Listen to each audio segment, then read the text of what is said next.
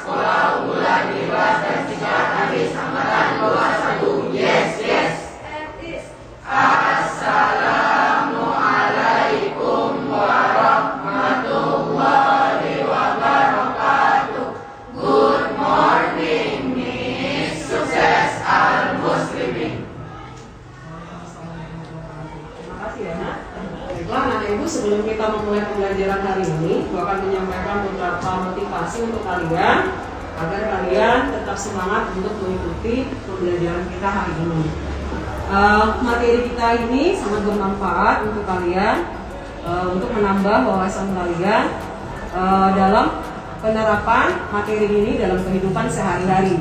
Jadi gue harap kalian tetap semangat untuk mengikuti pembelajaran ini sampai selesai. Sebelum memulai pembelajaran, gue akan memberikan beberapa pertanyaan singkat. Yang pertama, kalian pernah melihat orang berselancar? Tahu. Oke, tentunya orang berselancar itu di laut. Ya, di laut. Nah, tahukah kalian gelombang laut itu termasuk jenis gelombang apa? Ada yang tahu? Ya, Dina? Transversal, sedangkan berdasarkan mediumnya itu termasuk gelombang mekanik. Iya, bagus ya. Berdasarkan mediumnya termasuk gelombang mekanik. Kemudian berdasarkan arah rampannya termasuk gelombang transversal. Nah, bagaimana bunyi bisa kita dengar?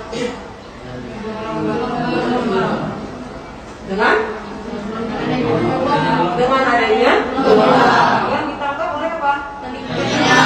Telinga manusia sebagai indera pendengar. Nah, kalian tahu apa itu gelombang? Tahu. Siapa yang tahu? Coba angkat tangannya. Nah, Gelombang adalah getaran yang teratur. iya betul. Gelombang itu adalah getaran yang Nah, ada yang tahu karakteristik atau jenis dari gelombang? Ya, Dina. Berdasarkan arah rampan dan getarannya terbagi menjadi dua. Yang pertama gelombang transversal dan yang kedua adalah gelombang longitudinal. Sedangkan berdasarkan mediumnya ada tiga, yaitu ada zat padat, cair, dan gas. Oke, bagus sekali ya jawabanmu, Dina. Jadi berdasarkan medium seperti yang tadi dijawab oleh Dina, itu dibagi menjadi dua, gelombang mekanik dan elektromagnetik. Sedangkan berdasarkan arah rampan itu terbagi dua, gelombang transversal dan gelombang longitudinal. Berarti kamu sudah membaca buku sebelumnya ya? Oke, bagus.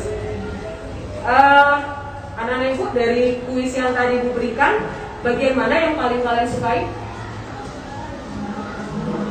Pertanyaan yang mana?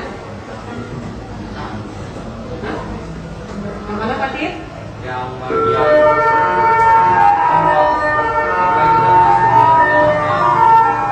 yang termasuk tadi yang berselancar ya? Gelombang laut itu termasuk gelombang apa gitu? Karena mungkin kamu sering lihat ombak. Suka dengan ombak ya? Yang bagus. Baiklah, anak-anak ibu akan mencoba menanya perasaan kalian, emosi kalian tentang apa yang kalian rasakan hari ini. Secara fisik kalian merasa bagaimana? Oh, capek, ada yang lelah, terus ada yang lagi marah nggak? tidak ada. Kalau secara fisik berarti fisik ya, berarti fisiknya capek gitu ya, karena mungkin sudah belajar dari les pertama sampai les ke materi ibu ya. Nah kemudian secara mental kalian itu merasa tidak tertekan. Ada yang stres? Oh tidak ada. Berarti semua happy, semangat. Happy. Secara emosi kalian merasa ada yang senang, ada yang lagi sedih nggak? Mungkin lagi baru kena marah mungkin tadi pagi oleh orang tua atau oleh guru. Bagaimana emosinya? Campur aduk ibu, karena banyak sekali ibu kegiatan yang mau dikerjakan. Oke. Nah untuk menghilangkan semua rasa emosi itu, nah mari kita melakukan satu teknik mindfulness namanya, teknik untuk melakukan suatu kegiatan secara dengan kesadaran penuh. Nah yang akan kita lakukan ini adalah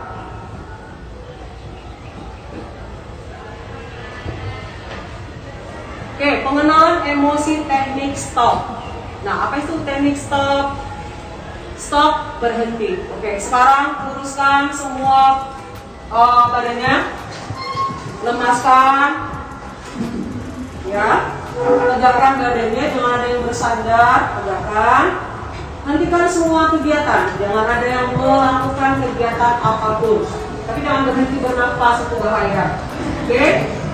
Kemudian take a deep atau tarik nafas dalam-dalam. Ayo, tarik nafas dalam-dalam. Keluarkan, hembuskan. Tarik lagi. Keluarkan. Sekali lagi, tarik nafasnya. Oke, keluarkan. Jangan ditahan, nanti bahaya. Keluarkan. Baik. Nah, dari yang tadi kalian lakukan teknik, coba kalian amati apa udara yang masuk ke hidung dan udara yang keluar. Kemudian yang terakhir, proses kalau sudah kalian rasakan ada rasa seperti wah sudah segar nih, berarti kita siap untuk melanjutkan kegiatan selanjutnya. Oke, nah itu bisa kalian terapkan ketika kalian merasa lelah ketika belajar. Nah, ini sangat bermanfaat ibu rasa ketika misalnya kalian sudah jenuh belajar, kalian boleh melakukan teknik ini dengan melakukan misalnya 2 atau 3 kali. Jadi tarik nafas dalam-dalam, kemudian keluarkan, resapi, nafas yang masuk, nafas yang keluar. Kemudian setelah itu mungkin kalian akan lebih rileks untuk mengikuti pembelajaran selanjutnya. Oke, baiklah anak-anak ibu, coba kalian saksikan video berikut ini. Kemudian kalian amati apa yang ada pada video tersebut, tampilan apa saja. Nanti gue akan tanya ketika kalian sudah menonton video ini.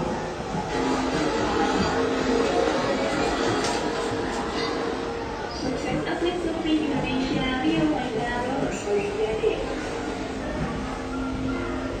Atlet surfing Indonesia Rio Waidaro telah memastikan tiket tampil di Olimpiade Tokyo 2020. Kepastian Rio tampil di Olimpiade diumumkan Asosiasi Selancar Internasional (ISA) melalui laman resminya pada 6 Juni 2021. Rio lolos Olimpiade setelah 2 peselancar Jepang, Sunu Murakami dan Hiroto Ohara harus merebut 1 slot tersisa pada hari terakhir Surf City El Salvador (ISA) World Surfing Games 2021.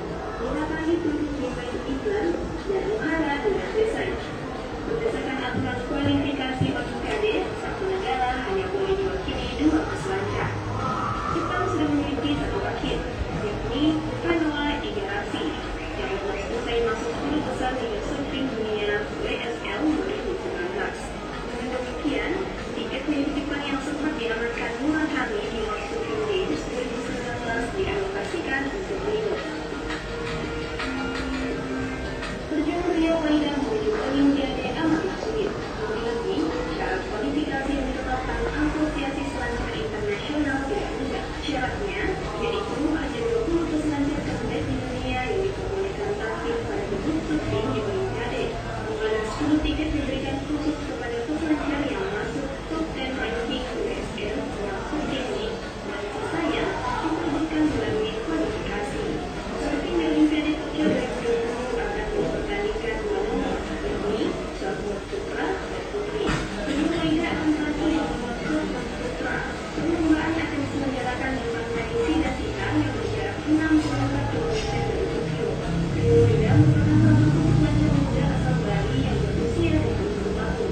Di balik usianya masih muda, Rio telah berhasil menaklukkan berbagai kejuaraan, mulai dari kategori series, junior, hingga men.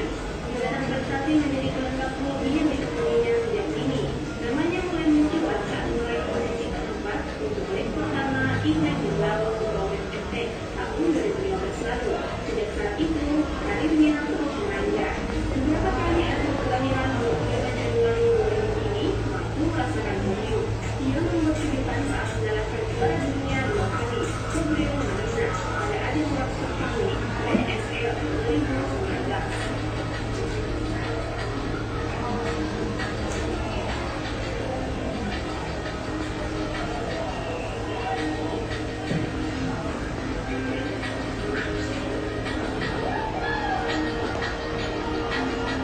Oke, dari video yang ditampilkan tadi, kira-kira apa yang dilakukan oleh peselancar itu?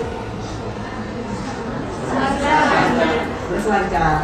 Kalau misalnya tidak ada gelombang, bisa berselancar tidak? Tidak. Apa?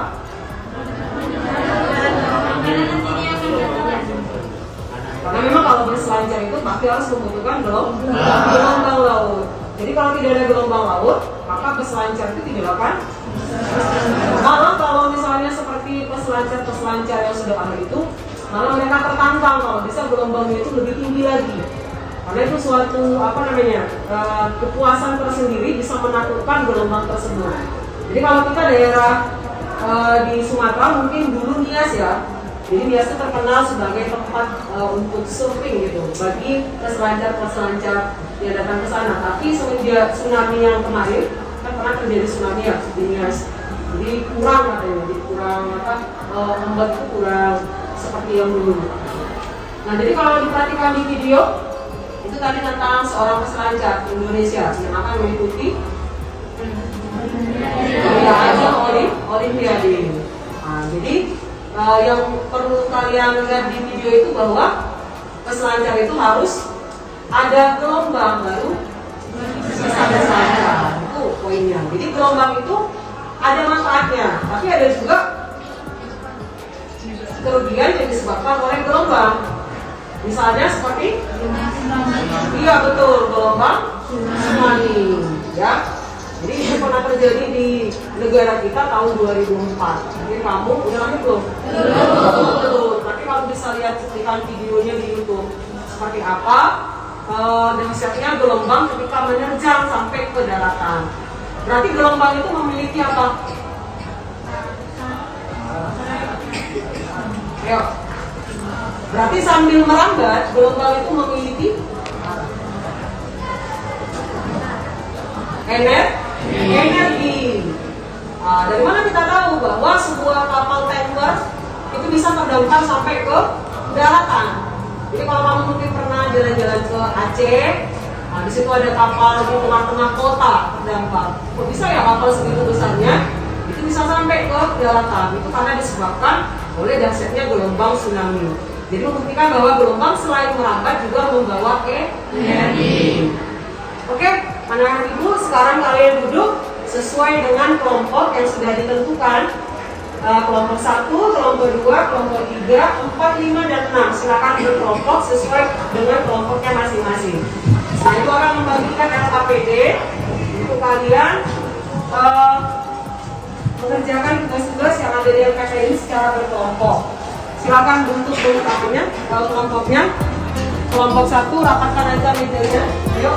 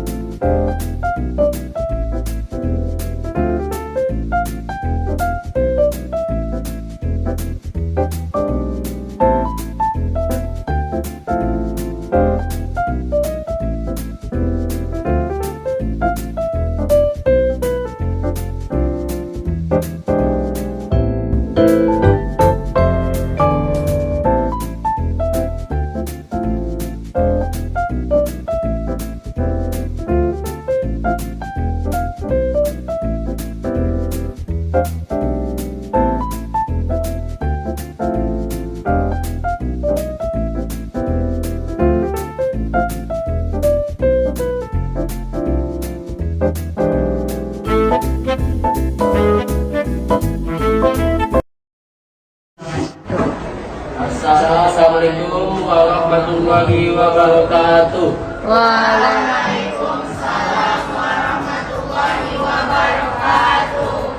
Kami dalam kelompok 2 ingin presentasikan hasil diskusi kami yang berupa mind mapping yang bertemakan gelombang. Gelombang adalah rambatan energi dengan tidak disertai perpindahan partikelnya. Gelombang dibagi menjadi dua berdasarkan arah gerak dan arah rambat. Gelombang transversal. Gelombang transversal adalah gelombang yang arah getarannya tegak lurus terhadap arah rambatnya.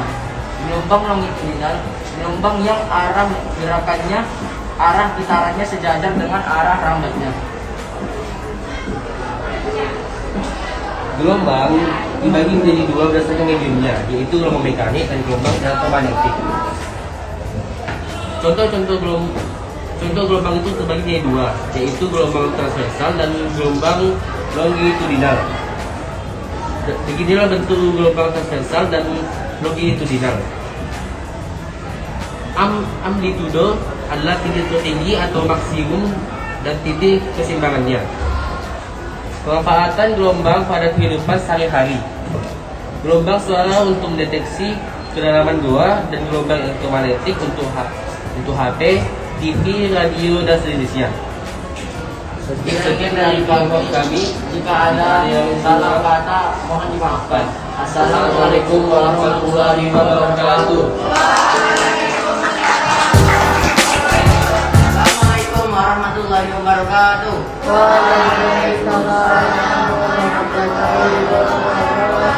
Perkenalkan, nama saya Muhammad Tungani Mas Radi dan saya Andika Putra Manikohan.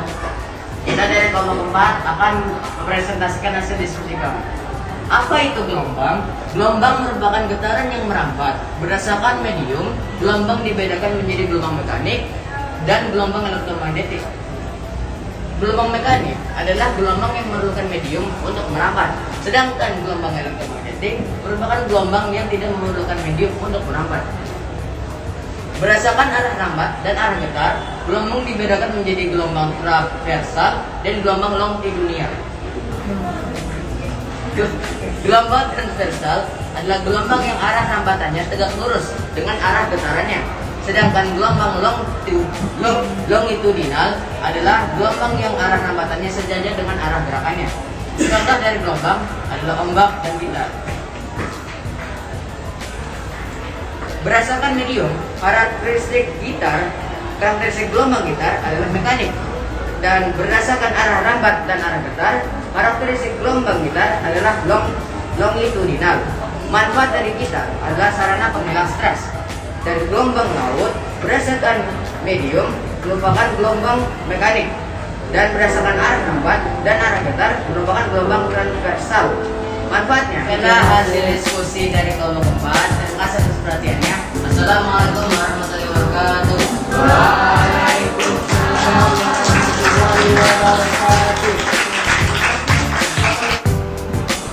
Oke, saudara ibu, ini adalah kita tampilkan gambar-gambar di PPT.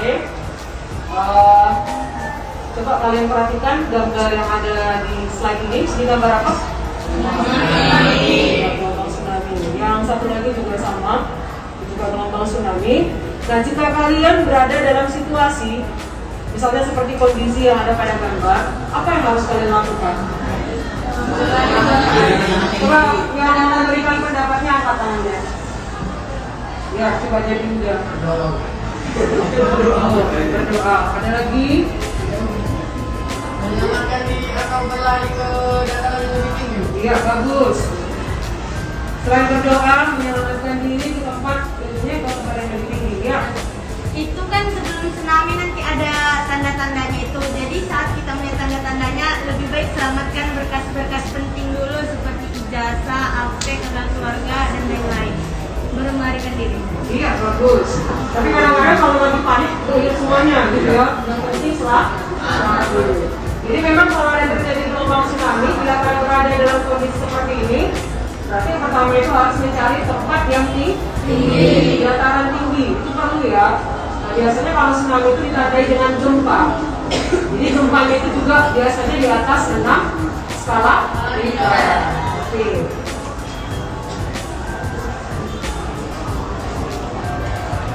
Baiklah anak-anak ibu, tadi kalian sudah melakukan diskusi kelompok, kemudian presentasi ke depan. Sekarang kita akan mengambil kesimpulan dari pembelajaran kita hari ini. Kira-kira siapa yang bisa memberikan kesimpulan dari materi pelajaran kita hari ini? Ya. Saya kesimpulan dari itu saya tertarik ke dalam diskusi karena dapat pelajaran baru yang dimana ternyata pelajaran tersebut dapat dituangkan di mapping dan infografis. Oke. Ada lagi tambahan rangkuman dari pelajaran kita hari ini tentang gelombang?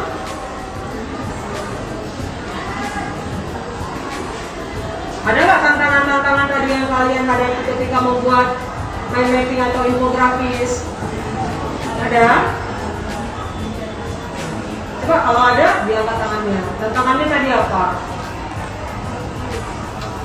Tadi apa tantangannya kamu mungkin hadapi ketika membuat mind mapping bersama kelompokmu? Saya komunikasi dengan kelompok yang lain. Kita kan punya ide yang berbeda yang harus dituangkan dalam satu kelompok. Oh gitu ya, berarti menyamakan ide ya untuk membuat mind mappingnya. Kalau infografis bagaimana? Ada kendala atau tantangan ketika membuat infografis?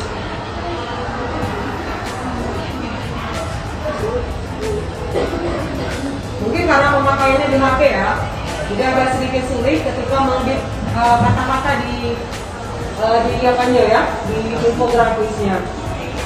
Oke, demikianlah pembelajaran kita hari ini. Semoga apa yang kita pelajari hari ini bermanfaat bagi kalian. Dan akhir kata, Ibu mengucapkan Assalamualaikum warahmatullahi wabarakatuh.